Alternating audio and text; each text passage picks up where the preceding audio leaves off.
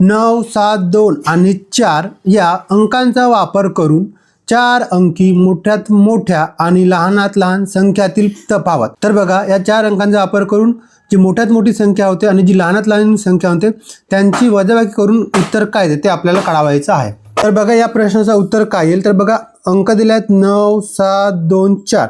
यापासून मोठ्यात मोठी संख्या कोणती येईल तर 9742 ही मोठ्यात मोठी संख्या होईल. आणि लहानात लहान संख्या कोणती येईल तर 2479 ही लहानात लहान संख्या होईल.